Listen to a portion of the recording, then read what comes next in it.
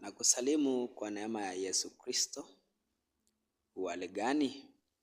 Leo ningependa tusome mstari mmoja kwenye andiko kutoka kitabu cha Yohana kifungu cha 10 mstari ule wa 10.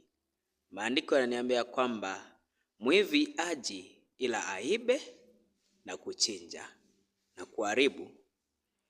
Mimi nalikuja ili wawe na uzima kisha wawe nao tele.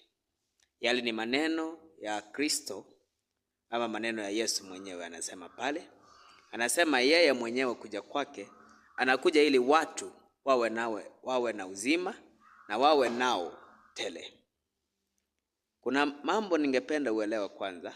Mark the word wawe nao tele. Sio uzima tu, lakini uzima kisha uzima tele.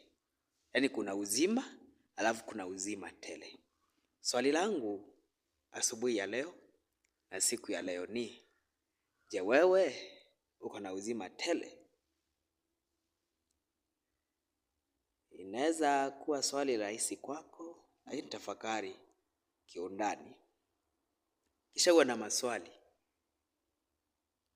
ya ubinafsi, maswali ya kikwako sasa. Basi, kama niko na uzima tele, mbona dhambi zinilemee? Mbona niwe na wivu kwa mwenzangu? Mbona niwe na kiburi kama uzima ni tele? Maana hayo mawili hayaendani. Uzima tele na dhambi hazitaendana. Uzima uko na uwezo wa kuondoa dhambi na ukai mahali palipo na dhambi. Uzima ukija, dhambi inaondoka. Dhambi ikija, uzima unaondoka.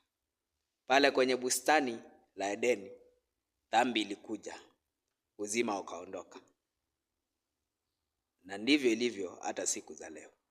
Je, kwako uzima tele upo?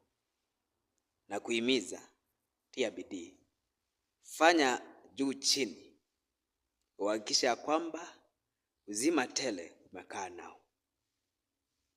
Maandiko yanasema from the book of Proverbs, guard your heart with all diligence, for out of it comes the springs of life. Je, unaulinda moyo wako? Maana kutoka ndani ya moyo ndiko kutokako chemichemi za uzima. Tafakari. Na uwe na siku njema iliyojawa na baraka za Bwana. Amina.